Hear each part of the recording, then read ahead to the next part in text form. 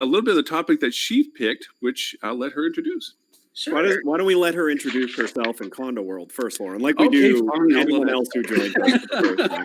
So, Alex, Lauren, for some reason, skipping the instructions of the show that we normally do when we have a guest. So, the first 30 minutes to an hour, we will talk about whatever you want to talk about.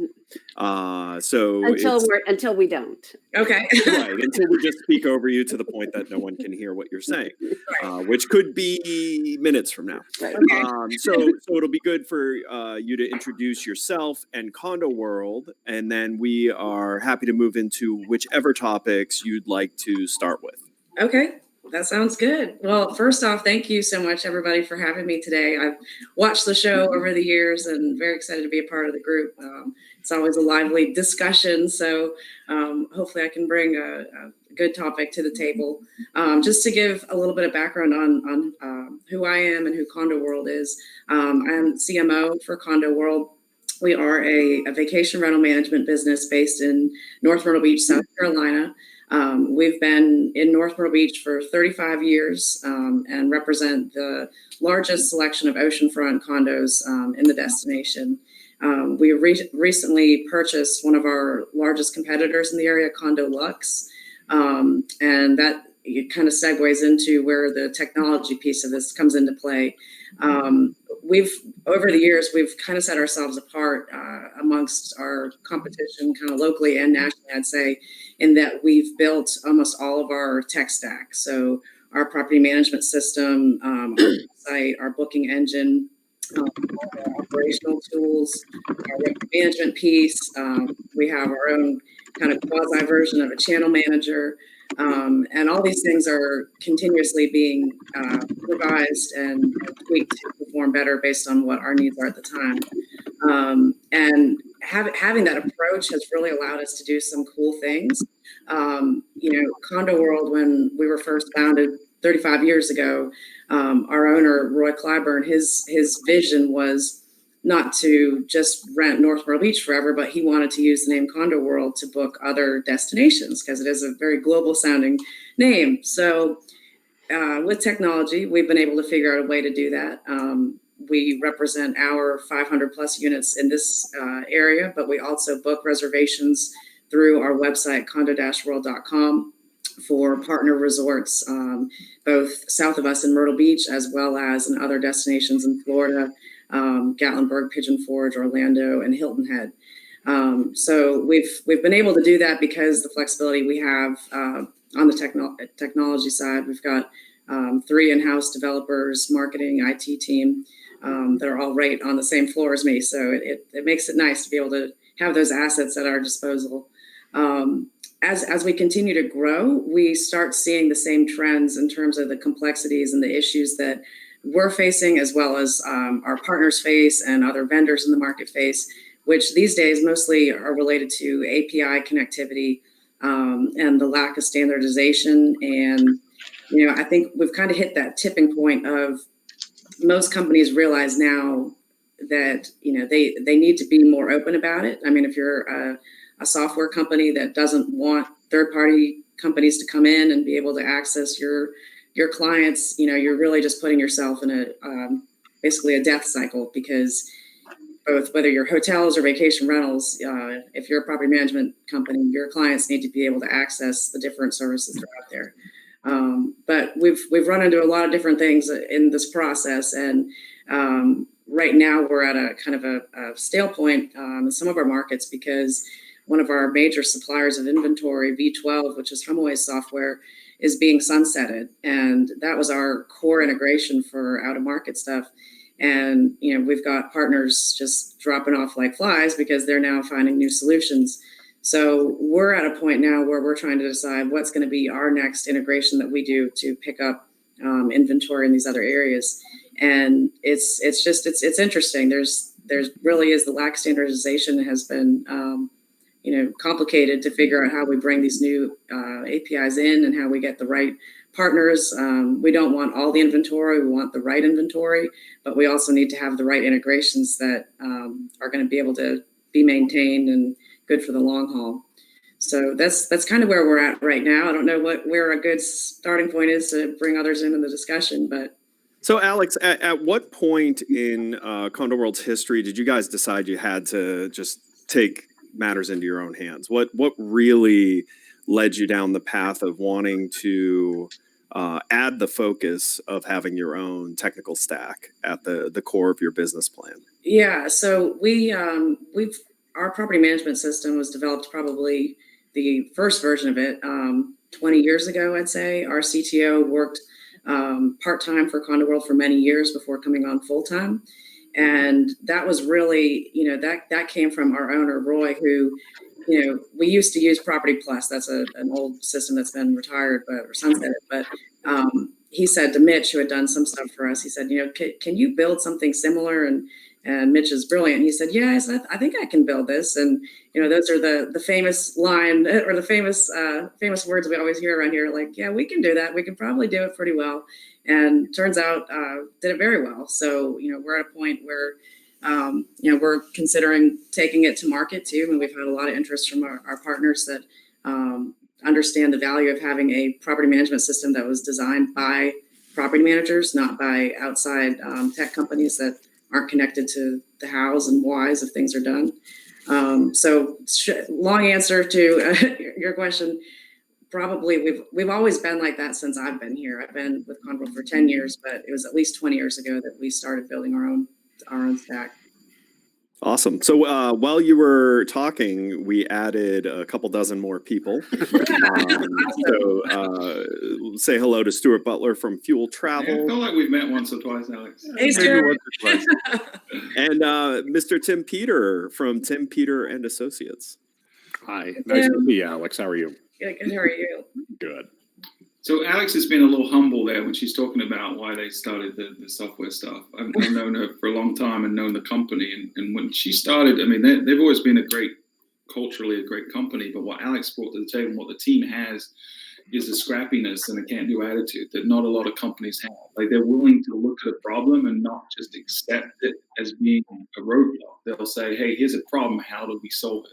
How do we solve it? Not how do we go find someone else to solve it for us, but they'll take it on. And that's really how they've become a market leader in the Myrtle Beach area and beyond. So it's just a really cool spirit that they have within their company. If I might chime in and say a little bit that one thing that was when Stuart first talked about Alex coming on, and the excitement I had from having first talked with Alex was they were one of the few that actually took upon themselves the internalization of the technology collaboration of actually trying to create the solution themselves. One of the early topics and one of the pre-things we did on LinkedIn Live yesterday was talk about the fact that most companies are doing off-the-shelf pulls, and then they're trying to figure out how those off-the-shelf pulls on technology can somehow plug into something else. Where uniquely Alex has gone in and said, and from her team side, saying, how can we build our own solution by creating our parameters of demand and then going out and having that created in collaboration with what we need to collaborate with. So she's like the canary in the coal mine. She's first to see when something isn't going to be working or when there's these resistance points and these sandboxes of proprietary, this is us, not you stuff that's coming up. And as you mentioned, we have this problem now. We're sunsetting this, and now we're finding out that getting these things to work together again. Everybody's scattering to the winds about this kind of stuff. Is this the only way we're ever going to solve technology? Do you think that we have to buy off the shelf stuff, or is there still hope that we can, with what Alex is doing, internalize it to a point where they can create the core and then create the data layering necessary? Like Happy or something that can talk to other stuff. Since we see that emerging into the market now, where these software solution interfaces are coming to market and saying, "Oh, we'll plug the dots. We'll put the things together and see if they can collaborate." And there are other people in the market doing it. Folks like, I think Robert talked about it in one of the articles that he sent out. The trends with Citizen M, where they've kind of created their own proprietary bus and people are connecting to it. So I think there's an element where certain companies are going to take more ownership and control over that central piece and then bolt on what they need. It really depends. Yeah, it depends on what the company's strategy is, right? So a proprietary build doesn't work for everyone. So it may work for certain types of companies that are closely held or of a certain size. But it's not going to work for everyone, and it shouldn't, right? We shouldn't just come down the side of one or the other. Off the shelf has its value proposition. So does so does your own build, right? Your own build, you control your own destiny, except, God forbid your CTO gets hit by a bus, right? Is there, I mean, then you may be constrained by intellectual knowledge inside your own company. So it really, so it just depends. I think the better or the more interesting conversations from my background anyway is regardless of if you do off the shelf or proprietary, how do you connect them? Right. So how do you talk to each other? And because that way, if we could figure out some way to do that, then it doesn't really matter what your company's tech stack strategy is. Right. Absolutely. Yeah, and ideally, and what is interesting about Alex's world is it has its own sub ecosystem. The vacation rental and vacation rental management industry has its very specific needs that has sprouted up this ecosystem of technology specialized in that. And some of the challenges they're seeing in their world is who owns those technologies is Right. sometimes a bit problematic to where you're getting into bed with someone who's, their Right. general interests are not aligned with serving that technology to be the best technology. They just want you on it because they want you in their distribution. That's exactly right. Yeah, I mean, all the emerging ones like tours and activities are struggling with that exact same thing with their own really unique subculture of providers where the OTAs want that tours and activities content, and just because they want it doesn't mean that they're going to present that content in a way that best serves tours and activities operators. As an example, right? Very true. Two aspects to this, and not that it says Holly Zoba, but Dan Waxman is on that high level of integration of technology. One of the fortes that he does with his company is walk in and say, how can I make what you want solved work with what is out in the market to create? He's very, very fluid in that. And then with Stephanie, her interest, she has to deal with the disparities of brand, where a brand tries to bring to market those very things that we say are all integrated, but in fact, they're very segmented. Right. So, from their perspective, they have some neat things to look at. It's from our struggles on the outside world to the struggles on the inside world, I guess. Yeah. And to just, before we off ramp on the build versus buy, and something you really do have to consider is the commitment to build. Right. It's not the first build. The first build is the easiest. You can get your first build if you're good within budget and within time frame. That's not where the work is. The work is actually upkeep and continued improvement and things like that. And that's a commitment. You actually have to commit budget, R&D every year, resources. Year over year. That's right. You are now not just a whatever company you are, you're also a tech company. Right.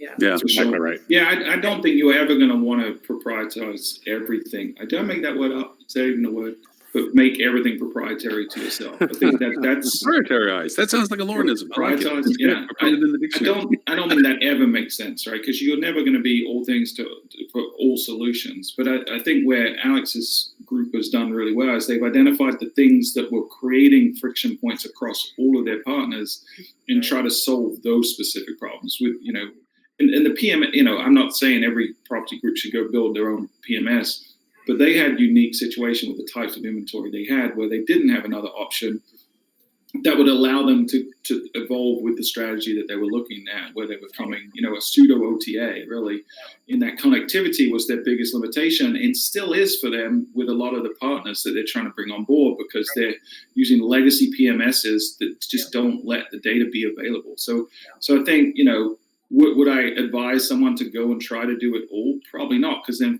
companies like Fuel and Nor1 wouldn't exist, right? We have a best-in-breed product that is always going to be better than them because we can split the cost across a few hundred or thousand people and make a better end product. But when you're in a unique situation and when you're trying to solve a specific problem and it does align with your strategy, then it may make sense at least to evaluate. But you're right, there's challenges from personnel challenges and upkeep challenges and what is the real true cost of it challenges. So I have a question from Ty in Ireland to Alex as to what was the genesis of your decision? Well, I mean, from the property management side, we've had our software, like I said earlier, for probably at least 20 years that we've been on RPM. which was developed in-house. But I mean, really in recent years, as we've expanded as a regional marketing channel for our partners, that we had to be able to build those elements ourselves. And we could have kept it limited to, okay, we just have our property management system. That's the only thing we developed in-house, and then our website and everything else is done out of house. That would make sense if we weren't trying to accomplish the things that we're trying to accomplish. So we call ourselves a hybrid OTA, which we're in between being a property management company, but also being a booking site for our properties as well as our partners. Another way I like to describe it is this side of the company is a startup within a grown-up organization. So we have that, as Stuart alluded to, kind of that scrappy mentality of, if we see something, we want to try and build it ourselves, while still being mindful of there are definitely things that we don't need to mess with building ourselves. Sometimes and many times there's things people can do better that can complement our efforts. But that's what we're trying to do is not really, there's a lot of companies out that are trying to do something similar. And Marriott, for example, Marriott's Homes and Villas program that they've just rolled out this year is very similar to what we're doing. Marriott has contracted with specific vacation rental companies to be able to offer really high-end luxury rentals to their Bonvoy members. And they did that because they don't have vacation rentals, they have hotels. So we've done the same thing. We don't have condos and resorts in Panama City or Myrtle Beach. We're just in North Myrtle Beach. But we know, based on our customer base, that we have a demand for that kind of inventory. And, we've set up partnerships under the same auspices. And I like what Marriott has done with that too, because it's similar to our perspective on it, that not everybody can go work with Marriott. Not everybody can go work with Condo World. For right now, a lot of the issues why people can't work with us is for API connectivity in their software. But beyond that, we don't have a sales team that's out there. It's me going and talking to partners, making those relationships, but finding the right relationships. That's really important. We've built this as a pure OTA that really wants to do a good job for the right partners and not go out there and just try and compete with Expedia. Now, to be fair to Alex too, though, is although they may not have a big sales team, whenever she's in a market prospecting, it's like a tidal wave through that market. I get phone calls like, "Do you know an Alex at Condo World?" Stephanie, go ahead. I'm curious as to what your distribution strategy is and the mentality, and how does the technology support that distribution strategy? For our properties that we manage. Yeah. So we our main channel that we distribute to is VRBO for our North Myrtle Beach inventory, and we are directly connected to VRBO. That's definitely been something that has been huge for us. That's one thing we've learned in the API connectivity world too, is when you're trying to do a connection to VRBO, if you have somebody in the middle or to any channel, the middleman normally ends up being where the problems lie. So the more direct connections we can set up, that's where we're trying to go. We'd love to get a direct connection with Airbnb, but that is not easy. They are not letting anybody, I guess, get in on any more APIs for at least until Q4. And my joke with Stuart is when people start talking with Qs, it's nowhere close in terms of the roadmap. So but yeah, so we directly connect to VRBO. We do use 2 channel managers. We have all sorts of problems with them, and it ends up being, in most cases, more work than it's worth it on the booking side. So that's kind of where we're at. So what kind of budget do you have, and how much business comes from like VRBO versus like your direct website? And you don't have to answer that. No, that's fine. I'm happy to answer it, but it's going to sound probably very, very different than hotels. So we are 95% direct, 5% OTA. I wish we were higher than that, but not high like some of the partners that we hear. I mean, when we go down to Florida, I hear from similar companies that are similar size to Condo World that their OTA business is 30% of their revenue, 40% of their revenue. I would like us to be closer to that 10% mark because that obviously offsets our advertising costs. And VRBO is a great channel for us. And likewise, VRBO and Condo World are very similar, that we attract the same kind of guests. We attract guests that book further in advance, that they stay longer, they book further in advance. They pay a little bit higher. They're typically larger families looking for larger units. And so, that side of it for our partners is also a very good thing too. Dan, go ahead. I'm sorry. You were going to say something. Yeah, no, I was just thinking that something that Alex mentioned about the connectivity and getting the direct connects and back to the build versus buy discussion that we had a couple of seconds ago is that, over the past probably 10 years or so, that question has gotten a lot more difficult because of the complexity of building your own these days. Everything, we live in a world of APIs now that wasn't quite as big as it was 5-10 years ago. Right. Things like GDPR, all these regulations that come up that you have to manage for. Yeah. The complexity of building it on your own, it's much more difficult now. Yeah. So making that decision, when you start a company 10, 20 years ago, you needed to build a technology that was right for you, that worked for your niche. Right. You say that though, Dan, more because from a technology standpoint, it's actually easier. The barrier to entry is lower because you don't need to buy server infrastructure.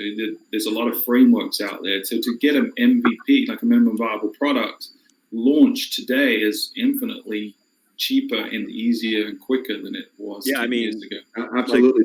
I can attest to the difference. I mean, Flip2 has cost a fraction to develop that Easy Yield cost, and Flip2 does quite a bit more functionally than Easy Yield did, and a lot of that is there is much better infrastructure available, and I'll also say where it becomes problematic on building anything is you have to become a specialist in a lot of things that are not core to your business, like what you're talking to. That's where it gets more complicated. I did not grow up wanting to have an expertise in PCI certification, but unfortunately, because I owned Easy Yield, I had to become a specialist in PCI. GDPR and other privacy laws, anyone who's building technology or dealing in communications in general has to have a specialty in that. Whereas if you're buying off the shelf, your level of knowledge that you need to have in those issues is a much smaller scope. So, I mean, I agree with what you're saying on hurdle-wise on what you need to know from a specialty standpoint. But I will say, to Stuart's point, infrastructure is just far easier today. Like anyone that's building modern communication platforms no longer have to host their own mail. Like that was such a bear to host anything that had anything to do with email. And now, but Dan had a question that we didn't get to. Sorry, yeah. I gotta learn to sharpen my elbows for this call here. I think that the whole thing is, to me, is I agree with everything that Ed said, and it's in many ways a lot easier, but in other ways a lot harder. I think the challenge comes is when you start to scale it, it works, right? So you have Nor1, you have an Airbnb or whatever it is, they build their own systems and they get it at scale so that they get the attention that they need of partners that they need to connect to. Like Alex was mentioning, getting a direct connect to a certain partner may not be possible. You try building a new technology the other day, put one of the hotels on it and ask Google to connect to you. No way, right? You have to do a channel manager or something else. So the question is, how far are you going to scale this thing up to be able to have the leverage to work with everybody out there? And I guess my question, Alex, is what is your growth plan, and I think so. how do you look at that in terms of scaling so that you can maintain technology and grow the technology? Yeah, so I touched on this earlier, and I don't think I finished where I was going with it. But we just acquired CondoLux, which is one of our largest competitors for the past 35 years. And one of the things that made this a very attractive acquisition for us was because they used our software. So there's a lot of acquisitions going on within vacation rentals right now. And the main pain point that you hear whenever you talk to somebody who's acquired a company is the transition from getting the units off the previous software that they're on, because they're normally never on the same, and getting them into the new software. And that workflow can take many months, to be honest. So CondoLux was on RPM. It was literally as simple as changing the database connection to have their units on our site. So I mean, you couldn't have asked for a more seamless transition in that case. So that's definitely been a way that we've leveraged the technology that we didn't know that this was coming down the pipeline, but when it did, gosh, it worked really well. So in the future, that's that's something that we'll consider too. I mean, we might eventually go out of market and look for other partners on the software side, perhaps even on the acquisition side. We might leverage those two things together in a way that it makes sense that we can, work with partners to get their properties on our site as well as VRBO, hopefully Airbnb someday too, and dial them in on the website and other areas as well. I would like to ask a perspective question, if I may. One from Kat and the other from Stephanie. From Kat's perspective, because you're with Alhoa, you seem to have an overarching communications with what the industry participants are within your organization. I mean, hearing what Alex has been talking about and those choices, I know that a lot of your representation and this is brand related, and that brings me into the Stephanie conversation of it as well. How are these discussions comparing to what discussions you're hearing? Is it something that you're hearing rumblings of people that are brand connected that are looking at alternatives? Is that even coming into dialogue? And then Stephanie, from your perspective, from what Alex is looking at, how is brand looking at balancing what they're doing in comparison to what they know is being done outside of their brand relationships with their industry? So I'll ask Kat first if she can kind of give some insights of what she's hearing or not hearing in relationship to all that. I apologize. I stepped away for a moment from what I did hear. Yes, we constantly have a conversation on the technology aspect and marketing from our members and what is coming. I'll tell you, it's a very popular topic right now of what is anticipated for 2020 and thinking outside the box. One of the things I had written down for Alex to comment on was I was curious what your average length of stay is with the properties that you all oversee and how your marketing differs. Most of our members are in that transient space. I've definitely had folks with the extended stay properties that look at long-term stays, but the marketing tools and strategies and technology that we typically recommend isn't always geared towards that type of stay. So in a way, I don't have as much information on what conversations are having with their brands. I know that from what we have heard is there's a constant push to evolve and take on new technologies to make things better from the guest angle. I'm just not sure what that looks like with the execution side. So with that, let me ask that, Alex, what type of average stay do you all see, and like how does your marketing tailor to that? Right. So if you look at our company as a whole, we're a 5-night average. We do in the winter months, we do monthly rentals from November through March, just in North Myrtle Beach with our properties. But for the most part, our core business model in North Myrtle Beach is still traditional vacation rental market. It is Saturday or June through August, Saturday to Saturday, 7-night stays, and actually. That is part of how our first attempt at going out of market got started. So probably about 6-7 years ago, Myrtle Beach really came on the map with some development they did downtown with a new boardwalk and skywheel. And there was just a ton of attention and marketing dollars being spent on Myrtle Beach. And we've always advertised ourselves as Myrtle Beach. The way that our owner always says is, if you're going to New York, or if you're going to the Bronx, you don't say that you're going to the Bronx, you say you're going to New York. And that's kind of how we look at North Myrtle Beach. For a long time, people didn't know North Myrtle Beach, they know Myrtle Beach. So we've advertised as such. And, this is 5-6 years ago, kept hearing people, they want to stay less than 7 nights. They want to be down by the boardwalk. They want to be central Myrtle Beach. And we had nothing down there.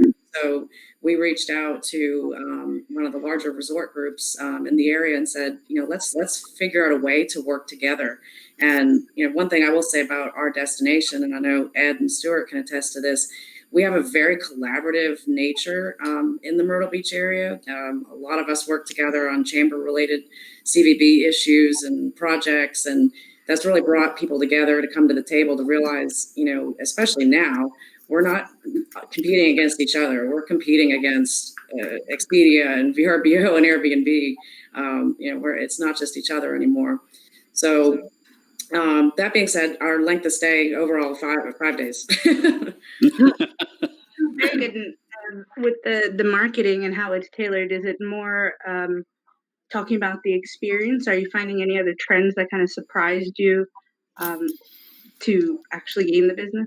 Yeah, I mean, definitely experience-based. So we have a pretty solid mix of marketing. mostly digital. We also still am in the middle of proofing our 50-page brochure that gets mailed to 75,000 homes at the end of this month. But for the most part, we are, totally digital. But yeah, the experience is important. In our case, I think showing the accommodations is also very important, especially because, I think that can be hard to show a hotel room and really make it, if it's just a traditional hotel room, that great to show. But in some of our condos, you're talking, we filmed a video this weekend in a 7-bedroom penthouse that, it's just unreal. It rents for $25,000 a week, on a low week. So you want to be able to show that in your marketing and advertising. And we definitely have a good mix of both showing the lifestyle, the experience, the tours, activities, but also showing the accommodations, because that's, they are a destination unto themselves in some cases. I want to answer Lauren's question, but do you struggle with the consistency piece of it? Like different owners having different levels of up to, keeping things current, and then like the reviews part of it, like the consumer feedback. Do you struggle with that piece of it consistent wise? Yeah, absolutely. So, all of our units that we manage, obviously they are individually decorated. We service and maintain them, but they are individually owned, obviously. And we have certain levels of quality that we expect. And, we cross that bridge many times and have over the years, that if an owner's not keeping their unit maintained, if they're not keeping up with having the best furniture and flat screen TVs and technology and everything, then in most cases we do let them go. And because if you don't, we get bad reviews, and then that just brings down the entire company. So the reviews are definitely a complicated side of the business, for sure. And there's some things you can't make your owners redecorate all their condos, but you can show them the ways that people are succeeding and the things that they're doing to get the most bookings. So that's what we try to do. I'm just listening because I'm drawing these parallels, especially with something Ed said earlier about how the brands, it's easy to look back now and say shoulda, woulda, coulda, like in terms of, you look at Marriott having Marcia, and then each of the brands having their own PMS, and IHG trying to switch over and go into Opera and try to just outsource that. And there's all these different moving pieces, but as I look at how the brands, and I have probably more insight to some than others, but, IHG, when they were looking at changing over to Concerto, like the spaghetti model of all the different APIs, you're talking about, it was something like in the hundreds of systems that they had been connecting with, and trying to fix that silly string model was a super huge challenge. And I think that's why, Marriott still has Marcia and Fosse. So, yeah. Mm-hmm. Well, I do need to apologize for all the questions that are coming up in the chat. I'm trying to surmise them by asking the individual, the host to go over them, because we are getting some very specific questions, and I don't want to go down too many rabbit holes with Alex. And I know that we have short time without a cat and stuff like this. So later, if we spend more time, we'll be able to come back to more specific ones. But there are some generalizations, and usually they're leaning towards like parallels between brand versus independent hotels versus long-term stays. Whoop. Somebody hit a button. Here, we'll go back and do this again. There we go. Somebody hit a button. Anyway. Well, it's better than Ed. Ed usually just pre-starts the show and be like, oh, hey, we're here. So we're all good for that. But anyway, so I'll try to surmise some of the questions to it, but most of them are generalized towards the categorization of our industry. And, you represent a very unique function to it in comparison to a competition, to something that we don't know have a direct competition to. So that seems to be where some of the most questions come from, is to what Kat's asking you, lengths of stay. How do you get to these people? What are you talking about? How do you keep all the cats herded in one direction with consistency of inventory? How does that compare to brands that are trying to get in your space? One that we haven't really hit, that I know that Tim probably will chime right up on, is this whole new development of how now software services are trying to offer this integration of awareness for the Airbnb inventory, the very VRBO inventory, as a part of their strategies. I had 3 people comment on the fact that they're being hit up with, and to name names, TravelClicks hitting them up with this new interface that allows them to see, Airbnb inventory within their systems. There's 2 other systems that, offer the same thing. They're creeping into your space, so to speak. In a way, hotels are looking to compare themselves to what you're doing now. you know, to see how they can get inventory that usually would come to your direction for what you're doing. How can they pull that back into what inventory they think they can offer for the space? Granted, it's not going to be exactly the same, but neither is Airbnb. You have multi-room and you have single room. So how are you guys, are you seeing that as a potential threat, I guess, as a way of surmising some of these questions? Are you seeing this, that hotels are getting smarter at how they can how they can begin to market against what you're offering? No, honestly, I think it's a good thing. I think everybody at the end of the day needs to realize that whether you're a destination or a property, your guests aren't always going to want to come back there every single year. I mean, they're going to want to go different places. They're going to stay different places. And you've got to be flexible. If you have a strong guest history and a strong following and a company that's good at the core elements of marketing, revenue management, call center, then, you know, the world's your oyster. You can book other places. And that's always been the way that we've looked at it. Where our position is a little bit unique because our name lends itself to being able to book other places. If we were Hughesner Vacation Rentals, that doesn't necessarily, you know. It still works. Well, nobody can pronounce it. So right there. Well, no, only Lauren can. Just Lauren. Only I am. One Lauren. customer. But I mean, Condo World obviously is a brand that can extend outside of Myrtle Beach. Doesn't even need to be Myrtle Beach. So that's a consideration there. But I think it's great. I think if hotels can find other ways to partner with other resorts or destinations and make it work for them, I think that's great. So you never will foresee it like integrating with Expedia or any other larger OTA from a distribution strategy standpoint? No, we use Expedia, but and we'd like to do a direct connection with them as well. We use Lexicon as a channel manager. We've used Red Awning. We've used Booking Pal. There's several we've looked at, but I mean, really what we're leaning towards is further building out our own in-house channel manager. So we've got VRBO and then adding those channels onto it too. We've definitely found, and I know Expedia, Booking.com are huge for several of our partners in this market.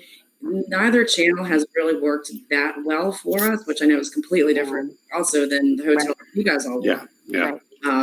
But it hasn't caught on. And I think, you know, we really understand vacation rentals very well. We also understand how to categorize them and be able to show key level units outside level units in a way that makes sense. I don't think Expedia and Booking have been able to figure out how to do that well. I don't think they want the overhead, right? I mean, they're not. I don't think they want to allocate the real estate, the digital real estate. They would need to be able to show the value proposition of one of your units versus a differently decorated unit. I mean, that's just not.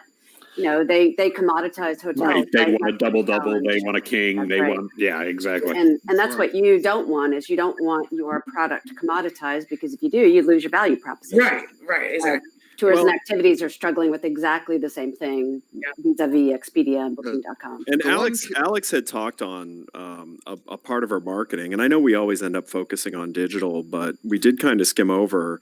They do a really good vacation guide that's really well designed, and because of their business, they actually have lots of content. Little tabs up there. It was actually, I think this is a note from Alex to us. Yeah. So yeah. So this is the Condo World 2019. I haven't gotten the 2020 yet. Yes, it works right now. But I will say, you know, their idea on design and getting to what really matters on different properties is what you know, more businesses need to look at. And of course they do this well on digital, but we always talk about digital. I thought I'd, you know, help Alex brag on their physical marketing. This is this week in hospitality digital. Yeah. No, it isn't. We dropped the digital. We dropped the digital. We dropped the digital. Yeah, Ted's point. We did drop Then the why the digital. hell am I here? I don't know about anything other than We always ask that question, Tim. yeah, harsh but fair. I found it impressive that you still have a print brochure. Actually, that means that you have stats that show that there's still business, a substantial amount of business coming from it. Yeah, it's amazing. People say that every year. They're like, "Gosh, I mean, it's crazy. You guys can still print that many copies of a book that is that big and takes so long to produce." But you know, the way that we track it, we've got a unique phone number on it, and obviously that's not. We don't.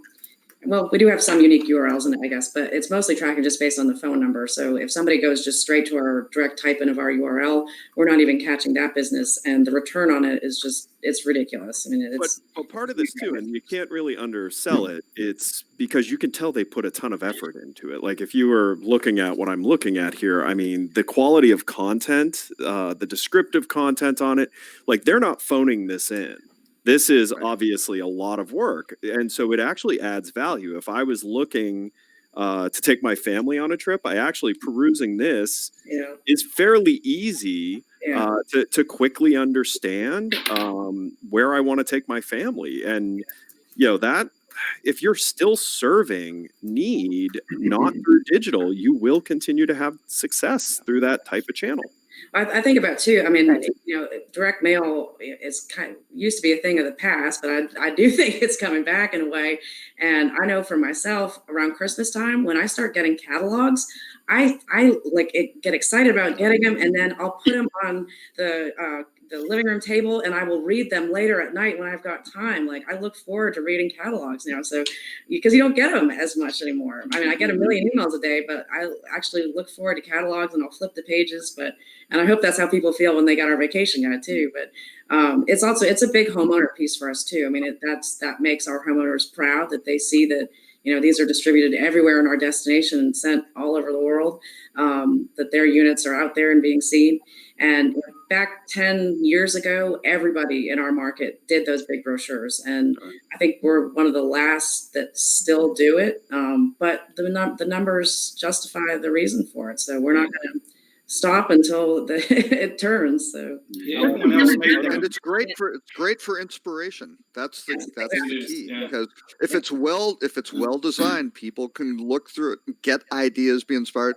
I mean, Tim used to work for Leading Hotels of the World, that Leading Hotels directory or preferreds directory, which is distributed in each of their properties, and in that case, around the world. And if I could jump in for 1 second on that, Robert, and I wanted to ask Alex a question about this. One of the things that we found really valuable with the guide, with the directory at Leading specifically, was they were in every room. They weren't just at every property. They were in every room. Absolutely. So when people were just sitting there, is that what you're doing with the guide as well? Are these distributed in property as well? Are they distributed in the the individual units, or is it only mail? And if so, why? What makes that the case, right?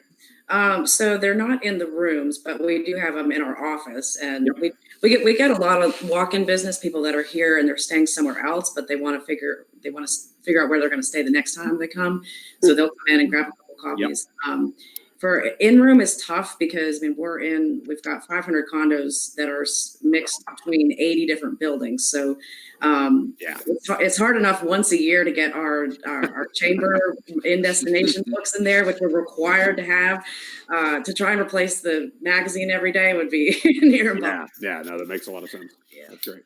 And I was going to say too, if you look at the competition in the market, the ones that used to do the brochures, they made the mistake that I think a lot of people do when there's a shift in consumer behavior. So instead of making a decision from an ROI perspective, they just try to diminish what they were producing. So they went from a 50-page book to a 25-page book to a 10 to a 5, and then started saying, well, no, this isn't working for us anymore. When really what they've done is they cut out the value completely to where it wasn't worth doing. Whereas, this is one of the things that differentiates CondoWorld is they'll say, if it's worth doing, we're going to do it properly. And to Ed's point, it's a really, really well-produced piece that has a lot of value. And so that coupled, the value coupled with no one else doing it, makes it even more valuable.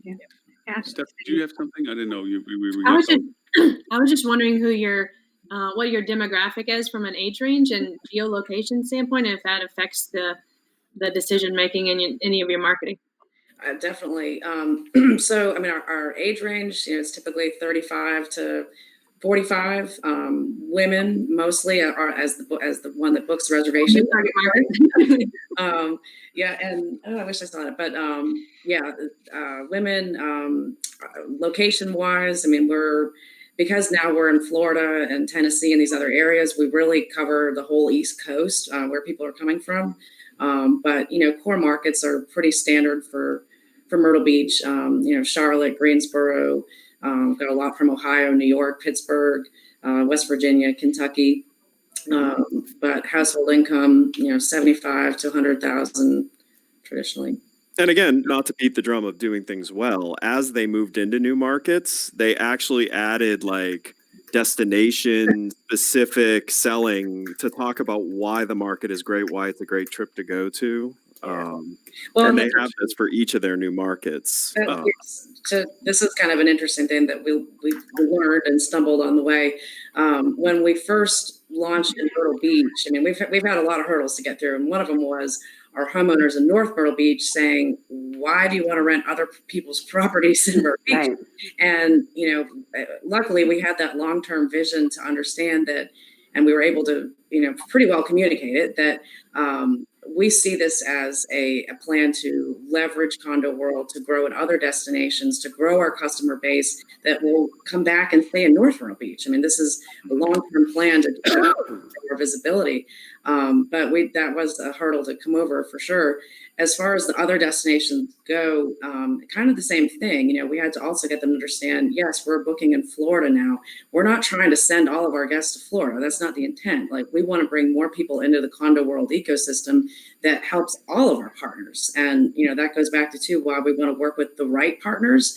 We want to work with the right partners to send our guests to places that we would want to go that are similar quality or same quality to what we have in North Myrtle Beach.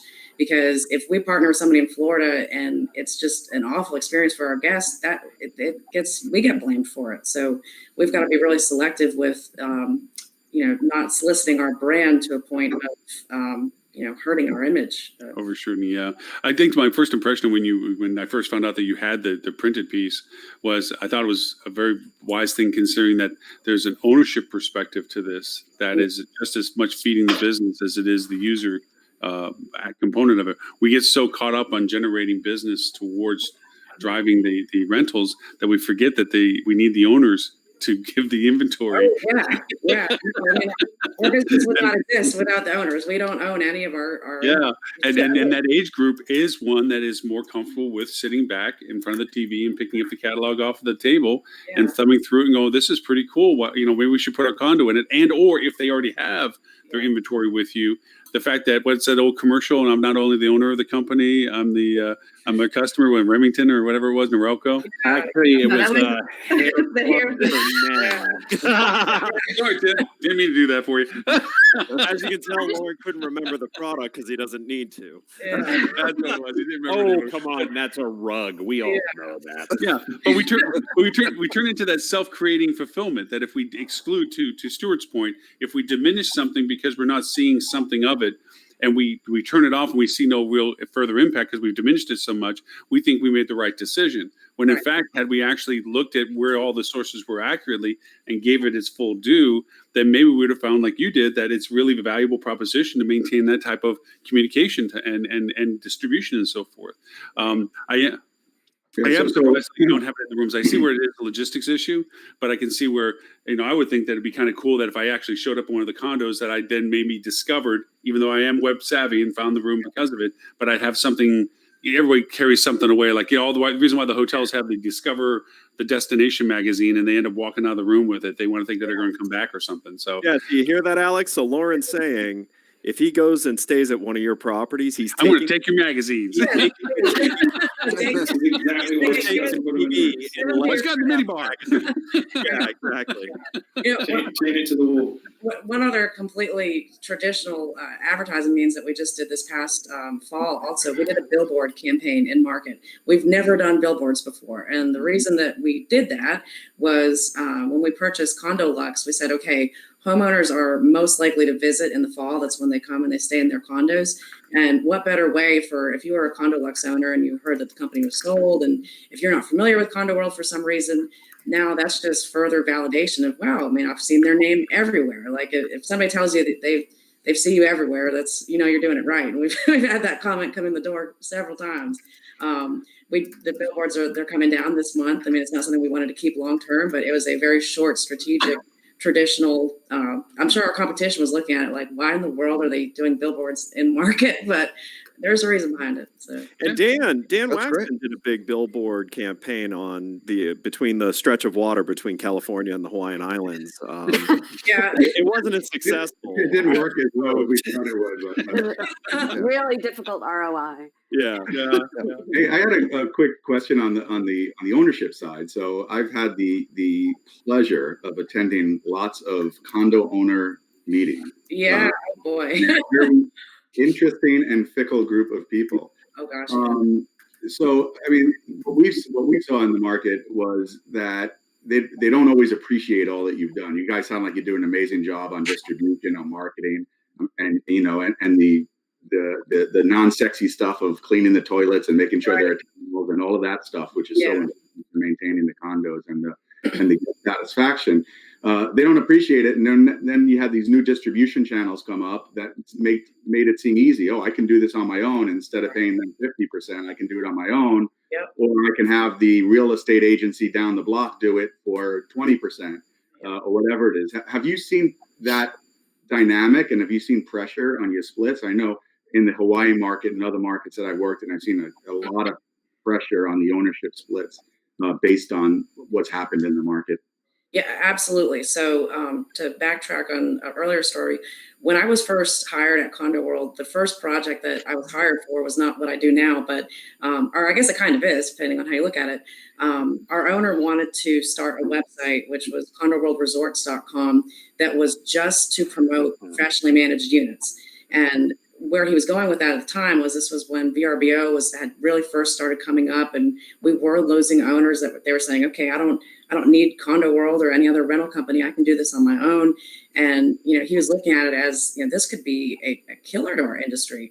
Well, fast forward a few years forward, and that's not necessarily the case. I think a lot of owners realize, especially with technology, they can't do it on their own. There's too much to it, both operation and marketing wise. But that was something that we started as a principle of our out of market strategy, was making sure, we don't have individual owners besides our own on our platform. Like, we're not going to go get an individual unit in Panama City. Like, it has to be a professionally managed unit that's part of a partner resort that we work with. But to your question about the margins too, absolutely. I mean, we have several companies in market that they will lead homeowners in and say you can get 0% commission for up to 2 years and different things like that. And it's terrible for our industry and for the market. I mean, we don't do that. We had several owners that were part of CondoLuxe's plan when we bought the company that they were on one of those 0% models that, we're having to go back and explain to them, it's not going to be like that, but here's why. I mean, we are operationally as excellent as we are in marketing. I mean, we really take care of the condos. We have amazing homeowner reps and a reservation team. And, there's a lot that goes into this business that, we need to make at least a fair amount of money because we're doing a lot of work. So just have to be able to justify and really show the value of it at the end of the day. But what you do though, Alex, which I think is different than the competition, because there are a lot of people in your market that compete on just that price to the homeowner. It is a 0% for a certain time, or will be 5% less than what you're paying now. But you do something that Tim always reinforces on his podcast, which is when you get into that price war, it's a zero-sum game. You've really got to focus on the product, and I feel like you guys especially do a good job of really trying to justify, and it's succeeding in justifying that you're a better quality product than the competition. So you're not competing on price, you're competing on value, which is always a smarter strategy. Yeah, for sure. Yeah. In terms of questions on that question, is and this is not a market that I know near as well. In terms of pricing, is that set by the individual condo owners? How does pricing work? And do you have parity issues? Do you have, all those kinds of things? If you could talk about that just a little bit for maybe folks who are less familiar. Yeah. So back in the day when I first started at Condo World, we had, I think, 4 rate periods, and the rates were set by, we didn't have a revenue manager. We had a property manager, and between November, like right after Thanksgiving and beginning of December, she closed her door and she set the rates in a spreadsheet, and then and we went for the rest of the year. And believe it or not, that's still how several vacation rental companies, both here and in other markets, still do it. They have 4 rate periods. Thankfully, hotels never did that, and nobody ever runs their property that Yeah, way. Never. They're definitely a lot sooner at changing it, but Yeah. it really is. It's amazing. Our revenue manager is unbelievable. I mean, he's so good at what he does, and we were one of the first ones to vacation rental companies here locally to have a revenue manager. And I mean, the difference that it makes is just, it's unbelievable. I mean, it's, we've seen our company be able to grow in ways that if we had stayed with those static rate codes, we wouldn't have been able to do things we've done in the last few years. But as far as owners setting their own rates, we don't allow that. I know a lot of companies do, but there's certain things that they can say. So they can say that they don't want to do discounts. In some cases, we'll adhere to that, but really, our revenue manager and property management team has done a great job of explaining to homeowners. It's not about the discount. I mean, if you're going to get more money at the end of the day, then just trust us. Like, this is what we do, and we're making the best decision to get you, one, the right quality guests, that they're going to be better guests. They're not going to tear up your unit, and two, you're going to get more money per booking if you let us do it the right way. So whether it's 10% off or 30% off, if at the end of the day you're getting more money, like, don't worry about what that discount amount is. So makes sense. All right, very cool. I was just going to chime in for one quick second. Alex, it's a genuine pleasure to chat with you. I actually am flying overseas in a little while, so I'm leaving a little early today, but hope you all have a great rest of the show, and I'll see you in a few weeks. Yeah, sounds good. Before you leave, please tell us about Tim Peter Associates and where they can find you for more information and your amazing podcast. TimPeter.com, TimPeter.com/podcast, and I'm on Twitter @TCPeter. Hope you all have a great few weeks. I'm actually not going to be around next Friday or the followings, but see y'all when I'm back when they let me back in the country. Well, we're working on that. Kat, I know you mentioned something about the bottom of the hour as well, but before you left, I want to make sure that we got to talk about it being the month of human trafficking. Slavery and human trafficking awareness. So I want to make sure we didn't miss that. So please tell us a little bit about what they're doing. I'm sorry for the pause on it, Alex, but I want to make sure before we lose Alex, Kat, we get to talk about this. So yes, the month of January is officially Slavery and Human Trafficking Awareness Month. On January 11th, it is Human Trafficking Awareness Day. So this entire month, there's several different organizations, especially those involved with the hotels like AHLA and ourselves, and many of the state lodging associations. There's a huge push on just raising awareness around human trafficking and prevention techniques, what to do if you see something, and this year, more than others, it really does matter, particularly for the hotel owners. There's a huge increase we have seen in lawsuits related to human trafficking, and that the hotels be taking place on property.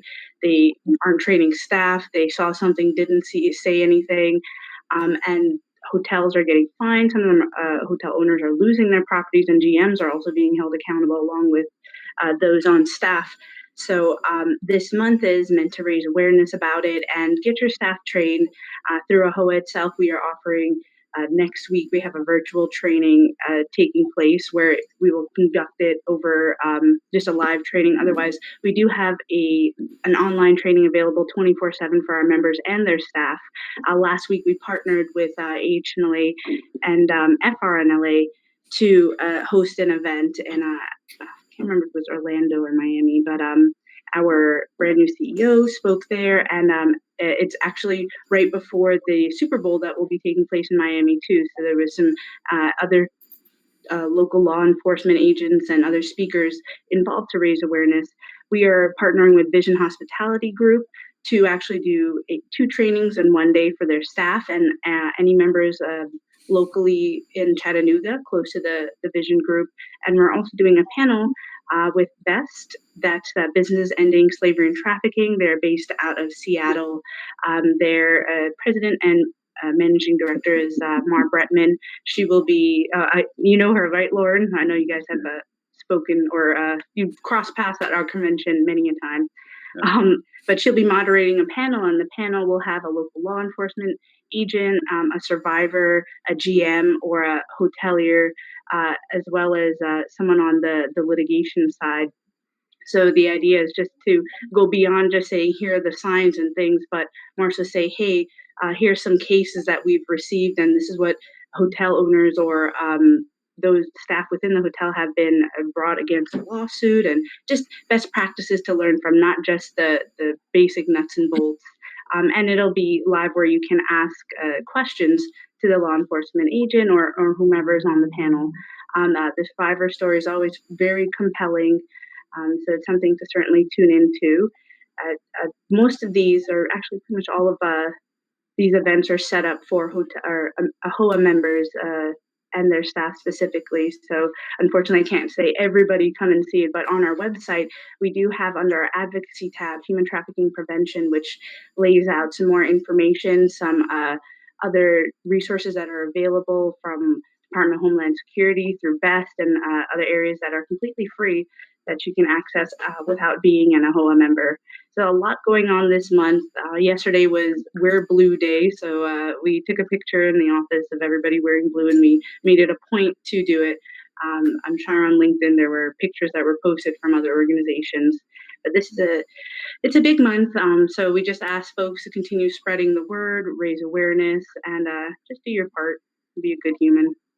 Do me a favor, Cap. If you can throw some links my way, I'll put them into the show notes for when we distribute the broadcasting. And also, if you want to throw in before you leave one here in the chat or anything like that, please do. But I want to make sure we don't miss that, because it is perfect timing with it being the Super Bowl and so forth. And it is very much newsworthy down here in Florida, because unfortunately events like Super Bowl and those kind of things propagate the issue even greater in the market at the time. So it is well timed in that sense, and appreciate all the efforts for it. Yeah, and not to mention that's also a high trafficking area for international as well as Lucky domestic. us. Yes, Yeah. yes. Florida is unfortunately a high traffic area for it. Kat, if they want to know more about you and AHOA, where is it they can find you? So if you want to reach me, you can easiest way, kat.m.speaks@gmail.com. As Lauren mentioned, I'm with AHOA as their Director of Education. You could reach me on the business line. That's my full name, Katija, as Lauren continues to struggle with. Kathy, But it's KATHIJA @AHOA.com. You can check out AHOA.com, AAHOA.com for more on human trafficking, as well as a plethora of resources specifically for hotel owners and the hospitality industry. So check it out, and I hope to see you all pop up in my inbox so we can continue the conversation. Awesome. So, Kat, thank you for your time today. Appreciate that we had you back on the show after a decade. Right, since last year.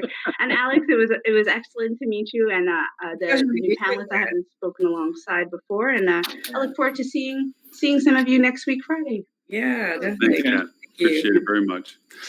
Alex, thank you. Sorry for the interruption on that. I didn't know if we wanted to continue the conversation the way we had it, or we wanted to drop in something new. Robert has this frowny face, even though it's been his birthday yesterday. That's just because his skin is loosening. He has. He just had this frowny, looky face thing going on. He has resting age face. No. I realized. Wow. I had a bad link on the email on the top story. It went. Yes, you have to Oh, log you also in. had a bad typo, but we weren't going to call that because that's throwing rocks at glass houses. Alex, I have to have you come back to the show all the time. Never has Ed been so polite, so thoughtful, and so complimentary. It has never happened in 6 years. Right. If you listen to the stuff I normally end up saying about everything, is that if you're going to do it well. Alex and the Condo World team are an example of people who take that to heart in the things they do. They care to do it well. So if I'm going to sit here and, give everyone garbage for jumping into crazy stuff and not doing it well, I'm going to do the opposite and tell people who actually do things well and put I just thought think he's just the being things they super do. nice to you, Alex. I'm just, I very much appreciate it. Don't be fooled, Alex. Don't be fooled. She Yeah. talks to me probably I did. more than you guys do, and so she knows. Hey, I did want to ask Fallon something in particular in relationship to what Alex has been talking about, and that is, do you see a venue of opportunity for what you do with Nord One in this space? I mean, do you see the ability to say, hey, we have this, but there's this, or let's communicate earlier before you arrive and see if we can expand what you, I mean, is there venues of That's opportunity tricky. in this space? So, Alex, do you have any idea what I do? Oh, no. I know. He has a By the way. So I work for a company called Nor1, and we serve the hotel industry. So we're a B2B provider. And we provide the ability for hotels to price and present upsells. So at pre-arrival, so on the booking engine, via email, and we also have our front desk upsell product. So for us, I think so. We've been approached by condos and vacation rentals in the past, and the challenge is that the units are so different, right? It's so generally what we do is when we take on a new hotel, we build that hotel's inventory. And we work with the hotel to understand which are their basic rooms and which are their next best rooms, and then what are their junior suites and what are their next best suites, and on up the path, right? And so for a condo or vacation rental, it's hard to be able to say good, better, best, right? I mean, probably there are some buckets, right? You may have categories inside your own inventory categorization. You may have some sort of idea of good, better, best, but of course, no owner wants to think that you consider their unit a base unit or a good unit. They all think that they're premier, so right. Right. Upsell them away from their unit. My shag carpet is the best shag carpet since the 60s. Yeah, exactly. My shag carpet was cleaned last month. The rest of them were cleaned 6 months ago. But it's a good question for Alex. How do you categorize these units, right? If a new customer comes to Condo World and says, or calls you, how do you say to them, I mean, do you just take in the characteristics of their trip, or how do you manage that? Yeah, so we've done different things over the years. We've experimented with having different levels of premium units versus economy, and we've used stars. We've used all different ways of doing it, but ultimately that is really hard to maintain because one, I mean, as long as a homeowner has a nice unit and they have flat screens and everything, they might think that their unit is considered a 5-star, but we know based on the decor, it's not going to be as well, adopted by, most people. So it's a little bit too qualitative to pinpoint. That being said, I mean, we price our units based on bedroom size and the building. So our agents know which units are nicer than others, of course. And so we do have an internal rating or scoring system that we use for the units that we know that the homeowners, they are always, updating things and keeping them in tip-top condition. But it's kind of a way of making sure we keep the right inventory too. I mean, we have 3 levels that our agents know the units are in, and if none of our units are bad, but I mean, if they're just they might be a little bit dated, they're not the most modern units. But if our agents aren't booking them, then that also shows the homeowner that if you're not getting reservations, there's a reason. Right. I mean, are most of your reservations voice based? We are probably 65% online, 35% in-house. So it used to be, I mean, probably the opposite. 100% phone. But every year that goes further and further online.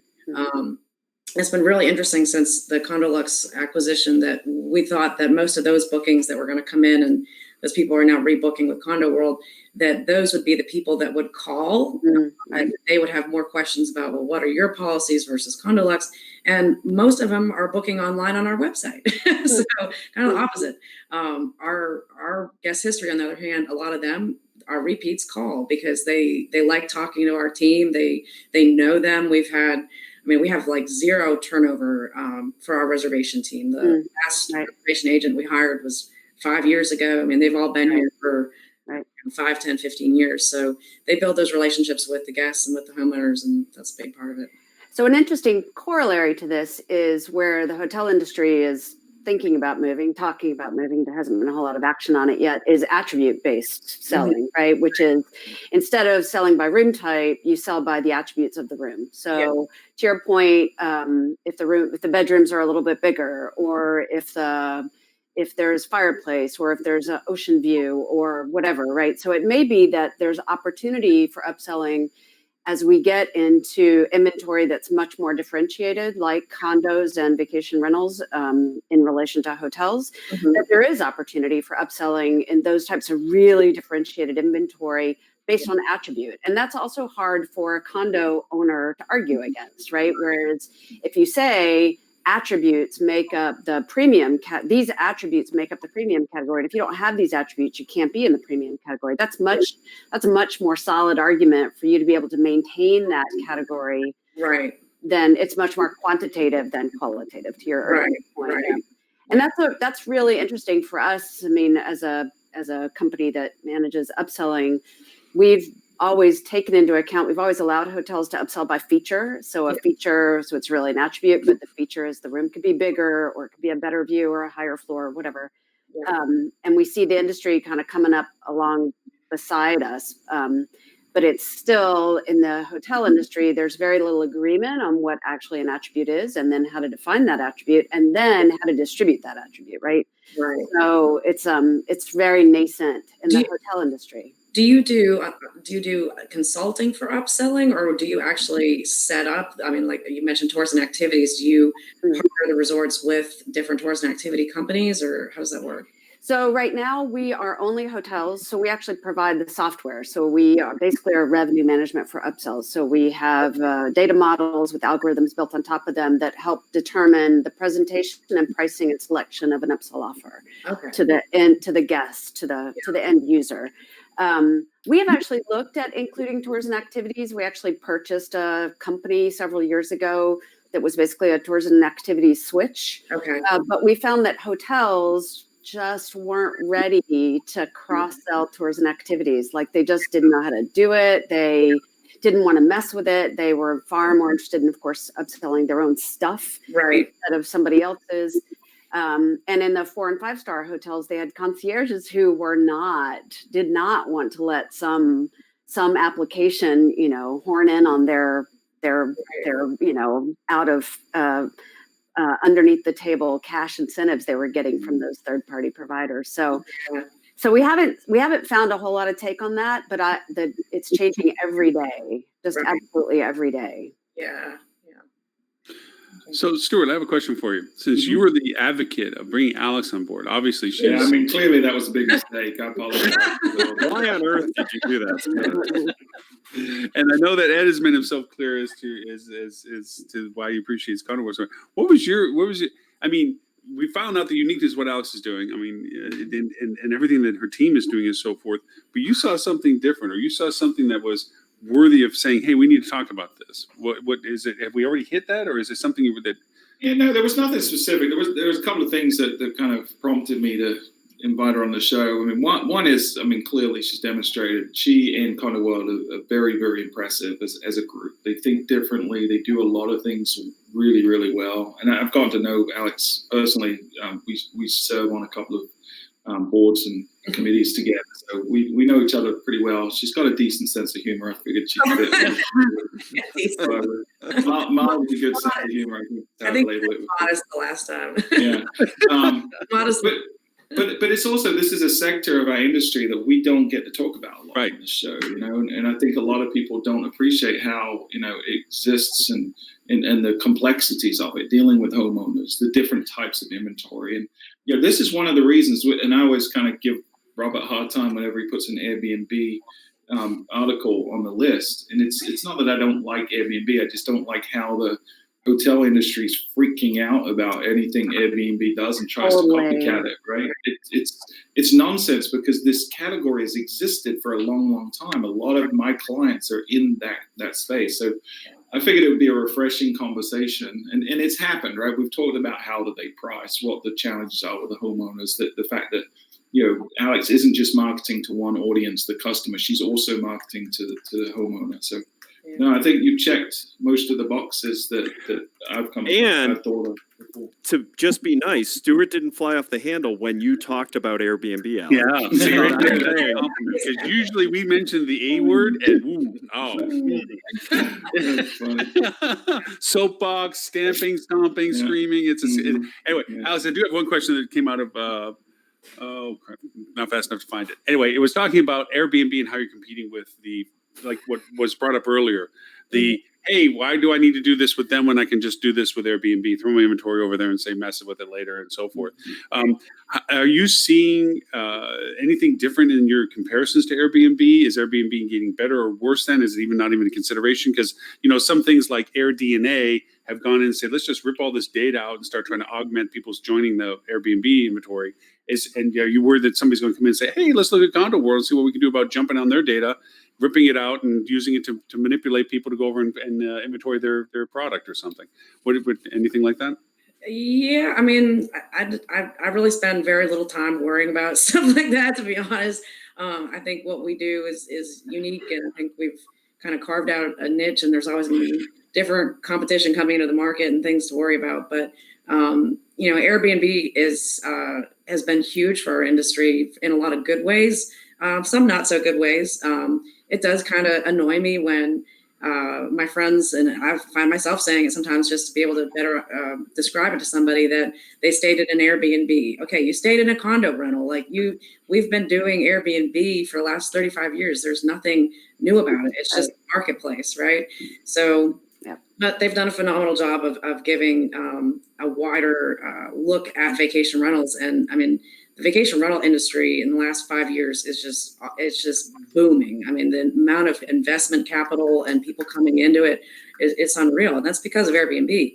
But at the end of the day, one thing that we talk to our partners about all the time is all that capital coming in isn't necessarily a good thing, because as we talked about earlier, the different tech companies that are coming in that are very well VC funded, they don't know our industry at all. And so they're coming at it from just a money and a tech side, that the things that they're developing really don't complement the way that we do business. And that's an inherently bad problem. So Dan, do you think you got a whole new business model for Hawaii, that you're just going to start, talking to Alex about bringing Condo World to Hawaii? Yeah, and then yeah. I want to go to Hawaii, so that's why we want to be there. Dan's the man. Dan's the man on that one. All of our destinations first. It's definitely a market with lots and lots of inventory, but a lot of the companies, like I mentioned before, the big challenge is people think they can self-manage, and a lot of smaller companies pop up who will do it at a much cheaper split with the ownership groups. That's one of the challenges. But there are companies who are trying to do things like Condos World to try to aggregate it and do a better job, where they have their own housekeeping company in one spot that can service multiple units and things like that. Right. I think it's a huge value proposition. The distribution part has gotten easier, but dealing with guest complaints, cleaning the units, making sure everything's done, ownership relationships, that part hasn't changed. It's still very, very difficult to do. I did have a question about one new. Well, I guess they're not a new entry. They've been around a long time, but I think they're a new unicorn, a fairly new unicorn. It's Vacasa. I mean, they seem to be trying to do this at scale now. Mm-hmm. What are your thoughts on that business? Yeah, so we know them very well, and I think they've done an excellent job of being able to really leverage and scale their business by technology. They have their own proprietary system as well, and they've really been able to excel because of their revenue management and their distribution. So I mean, they've done similar things. We haven't quite gotten to the Vacasa level yet. Maybe next time that I'm on the podcast, we'll be there, but it might be a while. But they've done exactly what we've talked about, that they've used their own proprietary tech to build that runway for growth. And at the end of the day, I think the only worry there is, there needs to be differentiation in a market and across an industry. And they are buying so much inventory and so many companies that I think that gets a little bit, scary. I mean, we don't want all of vacation rentals to just be one brand. I don't think it'll ever be that way, but they're a major heavy hitter in the industry. To talk on the API issues and the challenges we've ran into, one of our larger partners, actually that Ed and his team connected me with, was Sterling Resorts, and they had probably about 600 units in Panama City, Destin, 30A in Florida, and we're a great partner of ours. And I got a call last March from my contact there, and he said, "Yeah, I've got big news. We were purchased by Vacasa." And wow. So, okay, well, what does that mean? For us, he's like, well, one, I'm probably not going to work for the company anymore, so I'm not sure, but you'll need to talk to them to continue that relationship. So we've talked to them, and perfect example, we really want to work with them. They really want to work with us, but they are developing their own API for people to write to, which is not done yet. So we're kind of in a holding mode to get that inventory back, which that was another one that when the swap was made, we lost 600 condos in Florida. So, that's a really scary thing to, have happen to you, and really can happen at any moment. But ultimately, we're waiting for that API, and we can't wait to work with them. So Alex, question: when you guys are looking at markets for, like, you moved into Florida and so forth like that, are you looking for high density condo areas, or are you looking at the perspective of saying there's 2 or 3 in XYZ Colorado and 4 and 5 in Portland and 6 and 7 elsewhere? Yeah, no, definitely. We want to have some good saturation in the destination. Okay. I think eventually you can get to the onesie twosies once your site is at a certain level that you just start typing in a destination and it just pops up. But for right now, we're still a set list of destinations. But we like to have a good spread of the, good mix of smaller and larger units and different budget sizes within an industry. Well, and don't forget too, she's in these other markets. She's looking for well-managed properties. You're going to find a higher ability to identify well-managed properties in a more sophisticated market that has a lot of vacation rental product. Whereas a onesie twosie, there may only be one management company that manages, everything in a 50-mile radius. They may not be as good to work with. Right. So just flipping the coin from what the discussion is on the hotel side of Airbnb, which is, should I add inventory to Airbnb? Yeah. Has there been a thought on your side of saying, what about chasing down some of these smaller hotels that have the inventory type that we're looking for, that can do long-term stay opportunities and flip it into a hotel inventory availability on your platform? So here locally, there's a couple resorts, or I guess you actually really call them hotels, that we've added that are straight 1-bedroom hotel type suites. And, I sometimes think we can rent anything on our platform. And I've been reminded that we can't. We are condo world. So, we really don't do that well on the hotel side. And it is funny too, because when I travel and my husband and I go places, we stay in hotels. We actually don't stay in vacation rentals. So, and maybe that's because we don't have kids, but to this point, we haven't had a reason to stay in vacation rentals. So I typically choose hotels, but there's some great properties in our area that I'd love to have on our platform, but we really cater to a specific type of traveler that's looking for the larger accommodations. And I think with Airbnb, I don't think that hotels are going to be a home run for them, because it's the same thing. It's a different kind of, you're just trying to make money on everything and anything versus what you really are is your core model, which, as we know, our core model is condos. So I think they'll realize that too. And one interesting thing on Airbnb, though, and one of the articles that I threw in there was, Airbnb, the French courts were very, very tough on a lot of consumer protections and privacies and things like that. They reiterated Airbnb is a platform, right? Because that's it. They're a technology layer. They're kind of this logistical reservation.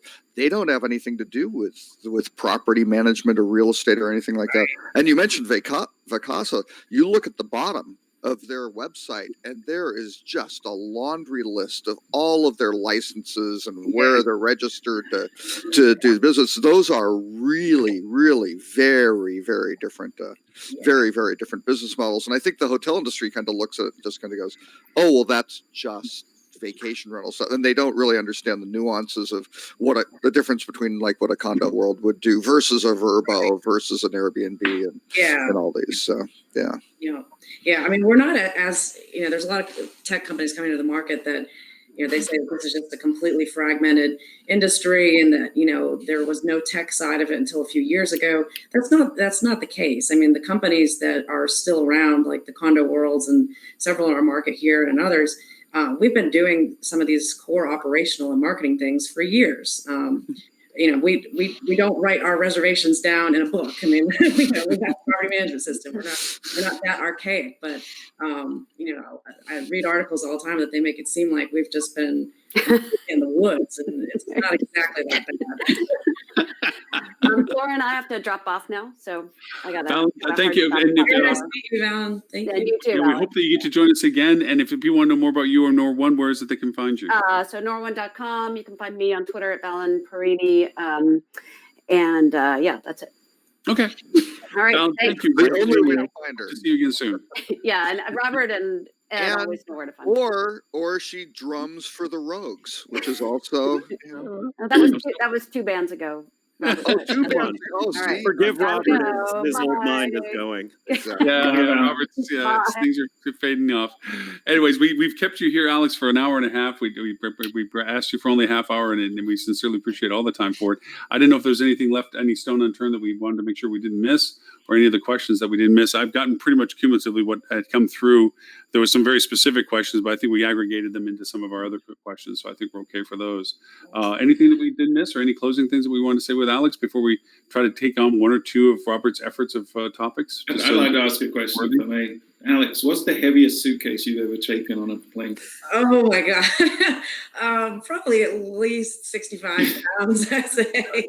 So when Stuart and I go to these conferences, it always ends up our travel plans coincide. And I'll come downstairs and I've got my suitcase and it's like as big as I am. I'm 5'3" and it's huge. And Stuart has this tiny little bag that we've been there for a week. And I'm like, I saw you change your outfits every day. Like, how did you pack that? Fishing packer. So one time we were coming back from a conference, and I swear her bag doubled in size on from the way out to the way back. And literally they got there. There's going to be a slight overcharge for this. It was a $200 charge for her bag. Yeah. Thank you, airlines. Yeah. Yeah, thank you for the. Probably got you in trouble, Alex. Sorry. Yeah, probably. Yes, because I do see Roy is on and watching the show. Yeah. No, wait. But if he's watching, she did a great job at the conference and Yeah, exactly. generated a lot more than $200 in business. It was all business cards of prospective new Right. users. Yeah, it was all business Yeah. card. It was Okay. tchotchkes and stuff. Yeah, it was cool. Cool. She had to No, lug it wait. for work. Thanks, I have a Stuart. question. Sorry. I have a question about the Myrtle Beach and neighborhood. I mean, do you have problems on Friday afternoons with inebriated fooligans roaming the streets Oh my and gosh. creating, Yeah. havoc? And does that negatively impact your business? I guess. Yeah, is the well, question. yeah, I have to pass their offers every day to and from work, but on Fridays I try to make sure that I go at least out of the hour Couple blocks. block. We have a reputation. What can I say? I got in the mail this amazing for Christmas, this 12 days of Christmas box that was, I thought, to the Fuligans, but it came from the Fuligans. And I'm like, hey, this is pretty cool. It was Thank pretty you. sweet. Yeah. Wow. That was Yeah, a pretty good very thing. the Thank you man. very, very much for that. With that in mind, Alex, if they want to know more about you and Condo World, where is it they can find you and Condo World? Yeah, so go to our website, it's condo-world.com, and you can see all the destinations that we have. If you are a resort or a rental company or a condo company that is interested in talking to us, you can go to condo-world.com/partners, or email me, Alex, ALEX, at condo-world.com. Also on LinkedIn and Facebook. Although with LinkedIn, you have to be connected to them to see your profile because Yeah, I don't know. went to set the show up. I went up to LinkedIn to find her picture to put it on, and it's like, well, there's no picture. So I started looking on the Google, and I picked a picture that I thought was her. Right, it looks similar. It wasn't me. So Lauren, you know Stuart and I. Yeah. Well, So I why I would try to you be say, independent about hey, this. I try to not bother you guys about some of the mundane. So I was like, oh, this came up several times, so this must be her. And no one. I mean, you could have always asked Alex, part too, of can you Lauren- send me a headshot? I mean, Right. heaven forbid. imagine? The one that you used today is correct. So Yeah, The thank you. irony Well, is the one you better picked be- was yeah, I was like, someone yeah, I was like, that okay, we'll I'll take know. this one, but, that throws the logistics of doing the show, but no, But no, Alex, it's- you didn't also mention how can people learn more about Beamer? oh my God. Let's face it, that's all that matters. Yeah, we as I mentioned, we don't have kids, but we do have 3 crazy dogs. We have 2 Boston Terriers and a Chihuahua. Beamer who Ed has seen ridiculous amount of pictures that I have of him. He's a dog model, like he legit models. So he's quite beautiful. You might want to friend request me just to see his pictures. He's pretty It's stunning. honestly the only reason I look at your social. I know. He's a ham too. He knows he's beautiful, so it makes the picture taking even funnier. But Oh yeah, that's awesome. There he is. yeah. I can see why. Yeah. Well, you're more than welcome. The invitation is always open for you to come back to the show whenever and however. That's how everybody eventually accumulated being on the show as hosts anyway. So you're always more than welcome to join whenever you'd like to for it going forward. And we'd love to have you back at any time that you want to join us. The other is if you'd like to hang around with us, I know we've already occupied an hour and a half of your time, but if you wanted to stay longer for us to kind of hit a couple of Robert's highlights, because he's now doing his curated list publicly, where we used to do it privately. To HSMAI's boards and councils, Robert is offering it publicly, and it's a very excellent curated list. And if we get the chance to hit a couple of the highlights, we don't want to miss that opportunity. So if you would love to hang around with us and chit chat about some of these things, I was going to turn it over to Robert to pick what his favorite topic of his choice would be today to start with. And Yeah, Lauren, I never pick the topics. I provide the topics, and then you guys can pick. Right. So I was going to say, wait, first of all, we need to celebrate the fact that Dan Waxman got up at an ungodly time. Why don't we let Dan Dan. pick the next topic? And he's now, He's like, actually, oh, the crap. one- Thanks, He's Ed. on mute still. There he is. Oh, hold on, sorry. You just woke me up there. I heard my name. No pressure. Yeah. So I don't have a topic off the top of my head, but I was just looking at my phone a second ago. And did you guys follow Scott Galloway at all? I do. Huge fan of Galloway, and actually now he has the podcast Pivot with Kara Swisher, which is great. Yeah. So he has his art. I just noticed it today, and his article was, it was about OYO and how he feels they're the next WeWork. So excellent. And not necessarily a topic. It's just the one that was right in front of me, but it's a lot of talk about that recently since. Well, I think they very much could end up that way. I mean, if we talk about what WeWork didn't do as part of the opportunity of their scale, OYO could very well fall into that same type of trap if they don't build a core fundamental value beyond just kind of we're gluing everything together. So I don't think it's that out there to actually say that. At least for what's seen at this point, they do have the potential of ending up the next WeWork. Well, yeah, common funding source too, and kind of the culture of how that stuff gets put. Actually, that kind of ties into a thing. I did instead of the articles, I did kind of a preamble just on like the close of the year.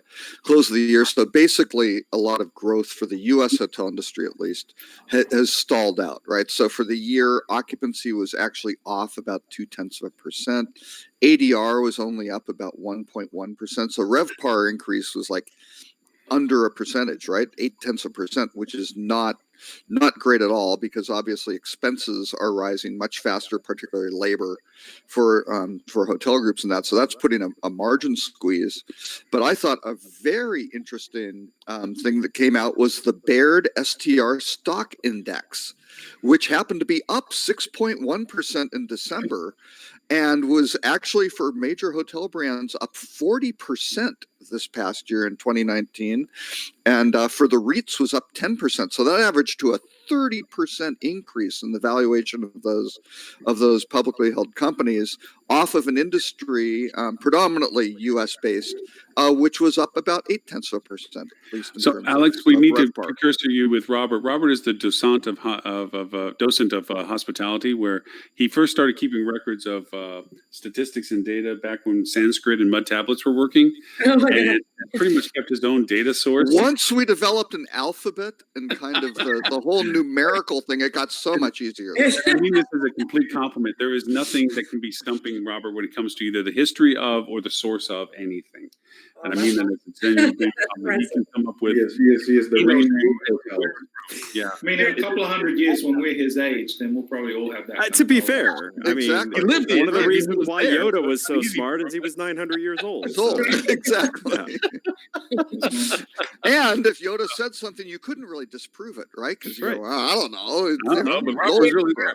No, but to add your Oyo conversation, Dan, real quickly, is that, we talked about the technology stack, is that one of the big key elements of Oyo's growth was the fact they walked in the door with everything connected. They boom, we walk in, you step out, we do, you just cash the checks. And to quote an old World War II line, they went past their supply lines. They went and grew so fast. They couldn't maintain their integrity of what their brand was supposed to be representing, nor to the scale that they were doing it. Plus, Calvin Anderson, when he was in charge of revenue management for them, was doing a lot of very unique dynamic rate strategies that were contra to most rate strategies, where he was actually lowering rate during high occupancy demands. He was expanding inventory in markets at the time when people were shutting down inventory and putting fences on. He was opening it to non-fenced stuff. And they were driven completely by occupancy at that point, which allowed them to quote cash the check. But what ended up happening from outside perception, not inside anymore, is that they weren't maintaining brand integrity or any brand identity to what they were doing. They're really just occupying inventory, and they were really just a contra to the inventory strategy within markets, which was creating them as being either the bottom dweller at best or the protagonist at worst. So. They are in a situation now. They either need to catch up with what they've promised or stop growing to where they can establish some sort of solidarity to their program as a recognized brand and not just a, scorch the earth kind of mentality, which they have been up to this point.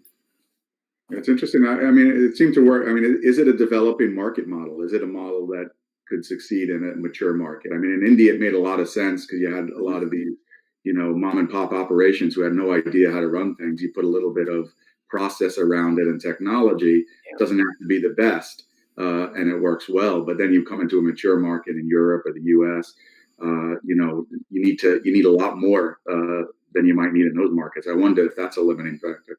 Yeah. But there are a lot of independent, lower end. It's too bad Cat isn't on the unbranded properties. Some of these guys who never went with a Choice or Best Western or Wyndham or anything like that. That all of a sudden you bring in Oyo with the tech stack and everything like that, and they go, "Oh, this is great." Now, Oyo, in my opinion, has done one of the worst jobs on branding because people don't know the difference between their hotels and their townhouses, and it's just nonsensical. There's no differentiation in the logo, and they just kind of see it. So that's certainly going to create issues for them. But rolling up a lot of that kind of literally disenfranchised inventory is probably a good opportunity. But I don't think that satisfies the investment goals of SoftBank, right? Well, no, with but you all also the money that they have, like, that's a problem. How much of that disenfranchised inventory that they've scooped up are disenfranchised for a reason? A Right. reason that Oh, Oyo yeah. is also going to find. A bunch of them that they didn't can't want to get pay the around. fees. Yeah, they Right. didn't want to pay the fees, right? Or they didn't meet brand standards and got popped out. So yeah, and that's certainly a case. But there is a point where very kind of that inexpensive tier where you can go, yeah, we're going to clean this up a little bit. Yeah, you got to meet some bare minimal standards and that sort of thing. And then there's some process around it. That's a very, very viable, that's a viable market, and there's a lot of product out there. But I don't think that satisfies the investment that SoftBank has made and what the returns they're expecting are. That's not Well, and from an IPO perspective, what's their endless growth strategy? Because from all I can see is as soon as they start talking about going IPO, you can draw lines to where their end of scale is. And so those types of IPOs don't do well. They don't do that giant pop and straight run because you can easily see where their scale endpoint is. It's really interesting too. When we were talking about Vacasa earlier, it's so similar, right? I mean, Vacasa's done a very similar thing to what Oyo has done, that they've gone around and try and pick up these mom and pop vacation rental companies that they don't want to keep up with where tech has gone in the industry. And they do come at it with the platform and the ability to do these things that they couldn't do. But even on the IPO side too, I mean, everybody has been thinking that Vacasa was going to go for an IPO this year. I just recently listened to a podcast with their COO, and he said, that is not imminent. I mean, that is not necessarily where we're going to go, and for the same hurdles, I think that Oyo has. So, yeah. Well, it's tough to. I mean, where did I see that somebody pegged their valuation as somewhere as much as $10 billion Yeah. I mean, how do you IPO that without hitting a crash? Right. Yeah. Well, and the margins eventually, they don't really even out. So, I mean, it seems like looking at it from the outside that, okay, Oyo or Vacasa in this case are worth $10 billion. Well, do you realize what the margins are in vacation rentals? No, it's probably not. Well, but even to Oyo, their price point is so low that their margins are low because of it. I mean, even if they take a lion's share, they're taking a lion's share of a small transaction. Yeah, exactly. And it's problematic for sure. Yeah. Well, with that being though, if you're charging $10, if your fee take is $10 and the ADR is 50, you got 20% margin. You might have a decent margin, but it's still not a lot of money. That brings in the whole conversation again, like with Stephanie's perspective on branding and so forth, which, by the way, for people not to remember, we do this in support of HSMA as well. Stephanie has a piece to the puzzle onto the marketing conference coming up in New York in a couple of weeks, where she talks about the, was the right word saying deficiencies? Gap between what brand offers versus what hotel ownership has to do. Your choices that you're talking about, what you're doing with Condo World, what you're doing with brands, or what brand is doing for their other ownerships and so forth, is actually the finalized question is like, how much value proposition is in the relationship that warrants what you're doing versus what you're getting, and then what margins does everybody get to share with that part? Because as Calibri Labs have pointed out, and has been a long discussion, it's a death of 1,000 cuts.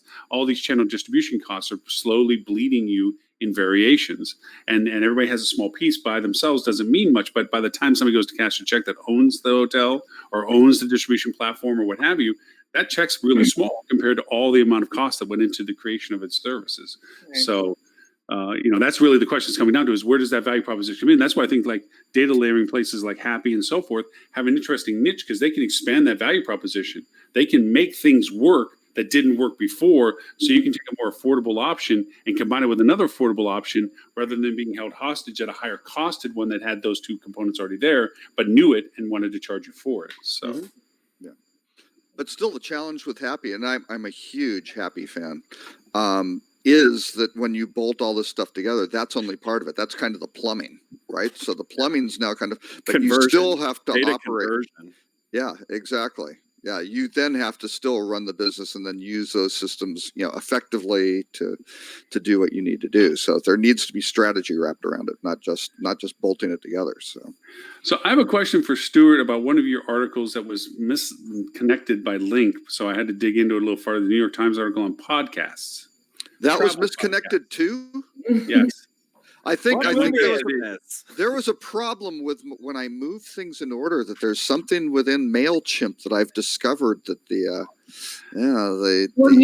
basic link thing. It could never ever be user error. Never. No. It can't be between the keyboard and floor. Not when it comes to Robert. I promise you, I was not sublinking different URLs under something that was visible as a URL. There was two articles.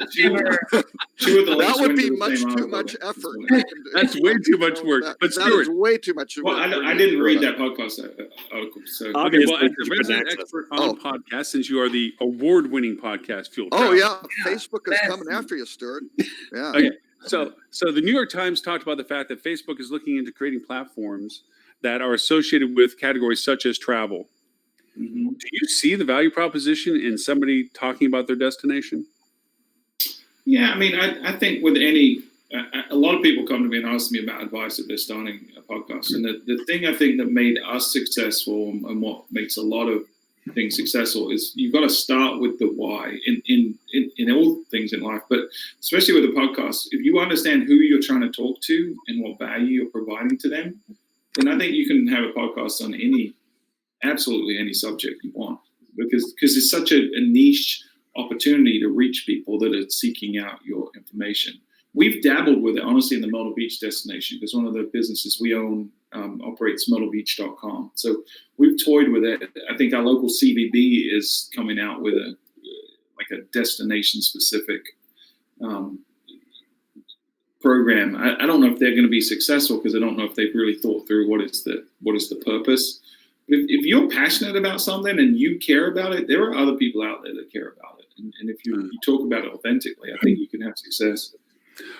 One thing first off, Stephanie and Dan, if you guys want to, well, Robert knows this already, but I have other platforms for podcasts that I already paid for that are just extra accounts. So if you ever want to flip on doing one, by all means. But I did back in 2004 when it was a challenge to download podcasts, where you had to take the file and download it and put it in an audio player that you probably also had to download to play the thing and so forth. But because I was running over all these hotels in Florida and North America and stuff, we did this quasi travel. Okay, but the first podcast it was called Save on Florida Travel. And what I did was I took the GMs and the salespeople from each of the hotels and talked about the destination, but not about the hotel. But of course, we only picked destinations we had hotels in. So it was about, being in such a place, Florida, so forth and so on. And ironically, we got engagement with it, but we didn't really monetize it. We just were making this like an awareness thing, like, hey, come to Cape Coral or come to Sanibel or come to Tampa or whatever. And it was kind of fun. But now with the absolute ease of playing podcasts, 750,000 podcasts have been created according to Apple. And you know how this is a medium of communication. We want to try, like one of my clients in Vancouver, we want to try destination preparation podcasts that are timely, like as in not just generalization, oh, come to Vancouver, it's all pretty and all the sunny and all this, but rather by time segment, what you should be prepared to see. Like, hey, coming up is the Wine and Food Festival.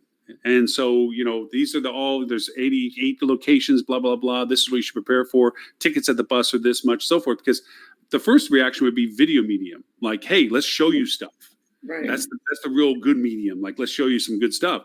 But more so, to your point, the podcast is a personal consumable. It's a voice in your head. Yeah. There's a gut Phil in our team. He's our director of marketing services. He's really passionate about us, and we're trying to find a client that this makes sense to guinea pig. But he really thinks, and I agree with him, that there's an opportunity for properties, and it's got to be the right kind of property and the right kind of destination, to create a podcast series which is acclimating people to the property, what to expect, and to refresh that regularly, but to send it out to every guest before they arrive, right. like kind of an orientation packet for the destination, for the property, what's going on, the events and things like that. So it wouldn't be like a typical podcast in the way you think about, like a series of stuff that continues indefinitely. It would be a finite package that you refresh the content for, and people don't necessarily subscribe to it ongoing. They're just going to download and listen to the content, because audio as a medium, I think, has just become and will continue to grow in its importance, because a lot of us do it while we're exercising or cleaning the house or commuting or whatever. So I think it's a really unique, untapped medium, which is why we jumped on it, a few years ago, because we felt like there wasn't a lot of competition, and we felt like we could be an early adopter to something. But now it's with that, I mean, the only thing I'd caution people on is they're looking at this, because all like that idea conjures up in my head are these god awful videos that play on loop in hotels. Weren't produced like with like anything except for a checklist. I think one of the important things about podcasts is the really good ones take whatever topic it is, and they also make it entertaining. So if you're going to think about adopting this as a hotel, you have to remember it should also be entertaining, which means it's not just about you, it's also about the listener. And so that would just be one important thing I'd kind of throw out there to keep in your head as you're weighing whether or not you're going to try this, is also remember, make it entertaining. We really were very specific about that being important to us when we started ours. We knew we had to stand out, and we'd seen some people that had tried and failed, and one of the theories that we had, and we think we're right there, was we're competing against other opportunities to be entertained.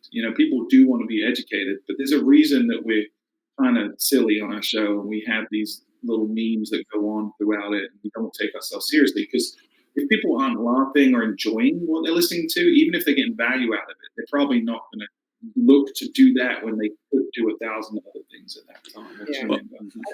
I think it depends on the content too, right? I mean, if you're talking about a specific resort as a podcast, if you're interviewing people, that makes sense. I mean, if you're interviewing somebody that's hosting, a local festival or a restaurant owner or something like that, that makes sense. I mean, I'm an avid podcast audiobook person. I love consuming everything on audio, but I'm still kind of in the same camp in how I feel about voice search with tourism related things, that it's so visual that if I wanted, Right. I'm trying to plan a vacation right now, and I don't know that I would want to listen to anything about the places I'm going. I want to see pictures. I want to watch videos. I don't know that I'd want to listen to things. It has to be a combined package that if you're referring to things, it has to be discoverable for them. And that if they listen to the podcast, go, oh, wow, that's great. I want to remember that.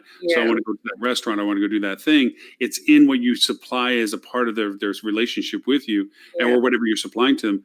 I know that I've told you all this other story before, but my only Myrtle Beach story this goes years and years ago when I did the GPS stuff for getting people to Myrtle Beach for the hotel that we had there at the time. I did the tour on the GPS where we found that Cincinnati was the core feeder market for the time of year that nobody wanted to come to Myrtle Beach. Right. And so we were feeding them down, we were going to actually send them a GPS in the mail. That's how far back it goes. But they could also download it and as well. And it was a tour for them between where they were to get to their hotel, our hotel in Myrtle Beach, but they didn't miss anything along the way. And I made it kind of fun because I did the audio snips for what I was telling them was on the side. If they're really, that works because you're pairing audio with the visual too. Yeah. That works. So if they want to go see the biggest ball of twine that they're going to be driving by in 10 miles, I tell them a little bit something fun about it to make them want to either decide to do it or just to know that it's there. But to your point, it does have to be entertaining, but it has to be a value proposition. But also one thing I'll add to what you said, Ed, too, is that podcasts have to be forward moving. They can't be just static download what I've recorded 6 months ago, because that's just mundane stuff that can be put on a website or something more simplistic that's easily digestible. This is active, sending something out because somebody's coming the first week of March.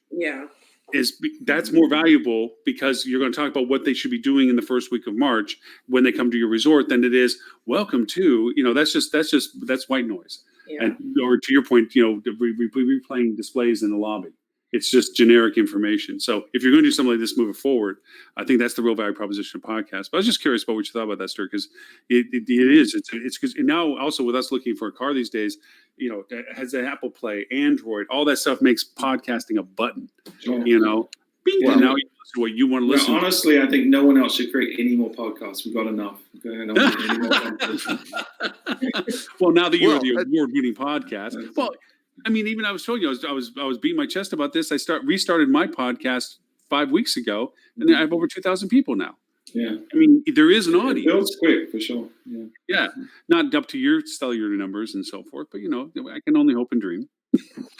Well, but the thing with Facebook and the purpose of having that article is that Facebook's trying to develop to be the platform for content creators, right? And so the two things they were looking at, one was for podcasting and the other is a travel app, because they now see everyone's Instagramming these places and these things, and how can they get in on the monetization of that? And it's there is a lot of money in that whole influencer and how you sell that and how you transact. They are looking at that as a greenfield opportunity. So I would just say, watch out. Their new platform or their new ventures group. Yes, it can kill things quickly, but I think they will be trying to figure out how to make these things work. Well, because they know what they are. They're one Exactly. of the best discovery platforms. They help people discover things. And it's what's interesting about them versus Google is they are passive discovery versus active discovery. You go to Google when you know what you're looking for. Right. On Facebook, you discover things by just kind of being there. Yeah. So while we're running close to being up to 2 hours, I don't want to take everybody. Lauren. Stephanie, go ahead. Oh, no, I'm sorry. I didn't see. I was looking at the schedule here. Sorry. No, I need to jump off, so I just wanted to. I think a lot of people here today are going to be at HSMAI in a week and a half, so I just want to say, hope to see you all in person there. And if you want to hit me up on LinkedIn and Stephanie Sparks Smith or CogwellMarketing.com, I will look forward to seeing you on one of those places. So we will see you then, Stephanie. Thank you for see the you time today. Sincerely appreciate it. We'll see you in a week and a half. Well, hopefully next week.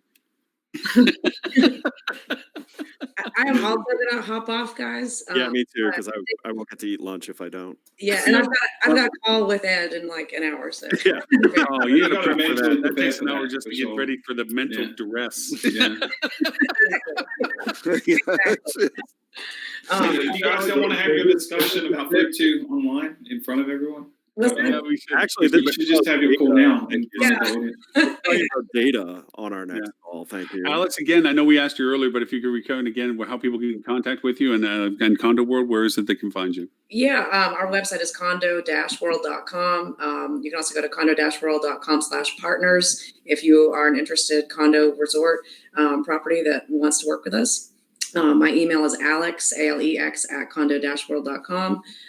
Would love to talk about anything related to the vacation rental, condo, hospitality space. So thank you guys so much for having me today. This was a lot of fun and I really enjoyed the conversation. So You have to Thank come you very back. much, guys. Hopefully we can have you back again, and you're welcome anytime you'd like to join us. Hey, Alex, aren't you going to be on a panel on an upcoming show or something too? You want to plug that? so this is a big month for me. I've never been on a video podcast before. I've never been on any podcast. I'm gonna be on Fuel, the #1 hotel marketing podcast Nice. in the world. I'm gonna be on theirs fairly soon, talking about what hotels can learn from vacation rentals, and been working on the topic for a while now. And I think we've got some pretty good content, so I'm excited. Cool. And Awesome. Stuart's gonna Stuart and the Fueligans drink beer during this, and Stuart knows I prefer wine, so he said he would buy me some wine for it. So I'm pretty Thanks for the reminder. I totally forgot. If it's far enough in the future, I think Stuart should make some wine. Since Yeah, he's- Stuart, what's the beer? There we go. Come on, man. It's really good. I don't know if we'll have time, but yeah, we'll see. as long Well, as Thank I you very much, Alex. as long as Thanks I for get your my time suitcase in the door, I'm good. today. Bye guys. See you. Bye, Alex. Thank you. See you. And where is it the people can find you, sir?